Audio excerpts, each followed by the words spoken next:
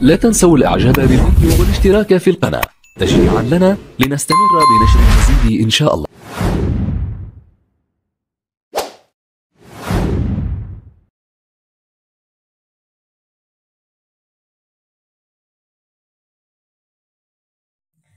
وده كان اكلنا النهارده، يا رب يكون عجبكم وتنفذوه وتكون فكره سهله وبسيطه عليكم. ما تنسونيش بقى في اللايك وفي الكومنتات وتفعلوا الجرس. السلام عليكم ورحمه الله وبركاته. ازيكم حبايبي، عاملين ايه؟ يا رب تكونوا بخير وبافضل حال. النهارده هنعمل اكله كده حلوه وسهله وبسيطه على قد الايد، الكل طبعا بيحبها وهي كمان مش مكلفه خالص. وزي ما بيقولوا كده اكلة اخر الشهر بقى، لو بقى من غير لحوم ومن غير فراخ، فعايزين بقى نمشي الدنيا وكده. كان عندي بتنجانية في التلاجة، طلعتها وقلت يعني هعمل بقى النهارده معاكم الاكل ده.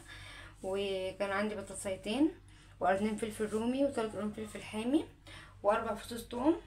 وكان عندي القوطه دي انا مفرزاها في الفريزر عندي، يعني مطلعه كيس. هنعمل بقى النهارده مع بعض احلى طبق مسقعه، ودي مقاديرنا النهارده وده اكلنا النهارده. وتعالوا بقى مع بعضنا نعملها سوا على البوتاجاز. وهنا نحط الزيت، نحط شويه زيت كده كويسين، بس مش هكتر عشان انا هكمل بقيه الاكل في قلب الزيت ده، عشان عايزه كله يكون من طعم بعض كده عشان يبقى طعمها احلى. وهنزل بالبطاطس اهو،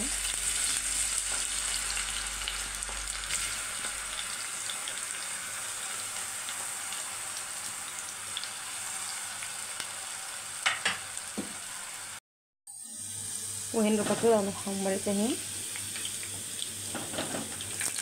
اهي.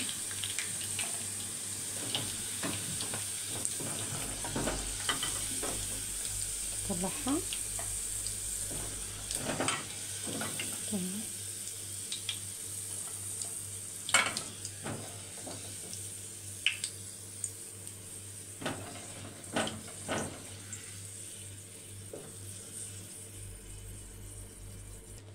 هنزل بقى بالبتنجان،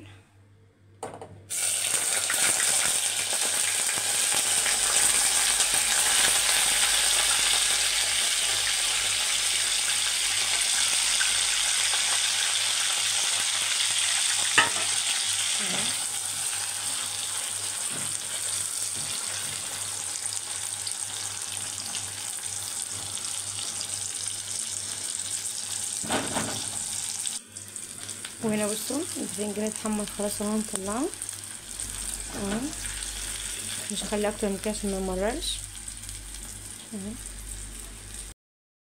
وبعد ما قليت البطاطس والبتنجان اهو ما شاء الله حلوين اهو، هنزل بقى في مكانهم بنص معلقه توم اهو.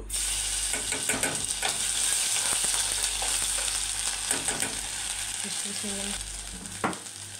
قبل ما تتحمر قوي هنزل عليها بالفلفل بتاعنا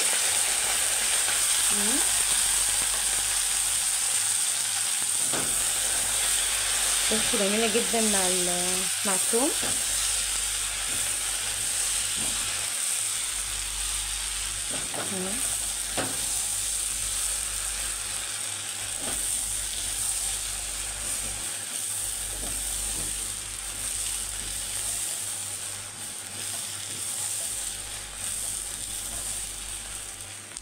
وهنزل كمان بالثلاث قرون فلفل دول بقى على حسب ما انتوا عايزين بقى، عايزين تحطوا تمام، مش عايزين برضو متحطوش. انا هستكفي بالثلاثه لان الفلفل ده عندي حراق جدا، فانا هحط الثلاثه دول بس. وهنا هنزل على الثوم والفلفل بالعصير الطماطم ده اهو.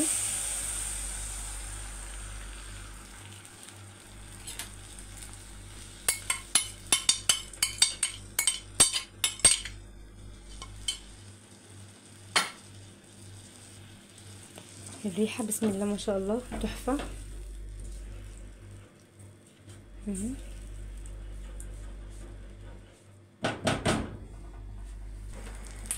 هحط بقى التوابل بتاعتي، معلقه صغيره من الكزبره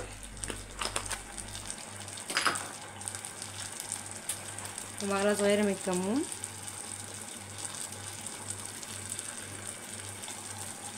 في ناس بتحبها ملح وفلفل اسود بس، تمام. بس لو جربتها بالكمون والكزبره مع الملح والفلفل الاسود هتلاقوا ريحتها وطعمها تحفه بجد. معلقه فلفل اسود اهي،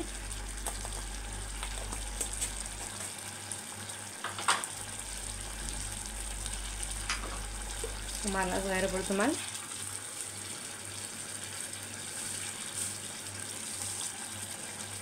بس هستغفر التوابل دي، مش هحط حاجه تاني اهي.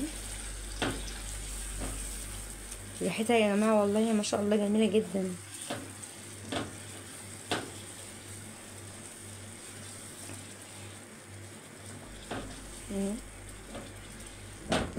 انا عندي بقى مفرزه الطماطم ده على طول جاهزه عندي في الفريزر، فهي برضو متسبكه،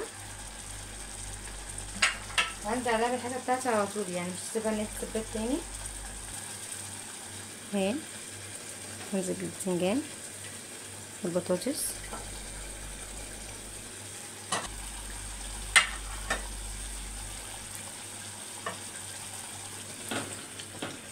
اهي. ريحتها جميله جدا.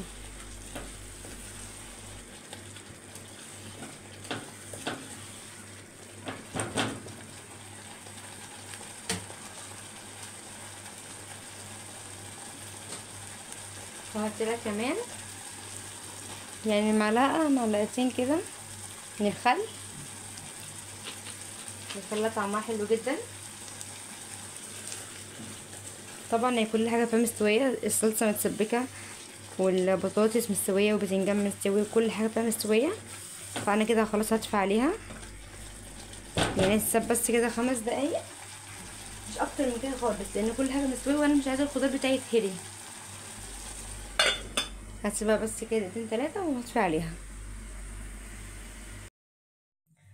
وده كان اكلنا النهارده، يا رب يكون عجبكم وتنفذوه وتكون فكره سهله وبسيطه عليكم. ما تنسونيش بقى في اللايك وفي الكومنتات وتفعلوا الجرس، واهم حاجه اللايكات، لان انا بعمل وبتعب معاكم كتير، وان انا بحب ان انا انزل لكم احسن حاجه عشان تعجبكم، وفي الاخر ما بلاقيش دعم منكم كويس في اللايكات والكومنتات وكده. فيا ريت تشجعوني وتعملوا اللايكات وتعلقوا لي بقى تعليقات كتير حلوه كده تشجعوني فيها اكتر واكتر، وتقولي رايكم في الاكل ايه وعايزين اعمل لكم ايه. كل ده عايزاكم تتكلموا معايا فيه في التعليقات، وتفعلوا الجرس عشان يوصلكم كل جديد اعمله. واستنوني في اكله جديده وفي وصفه جديده.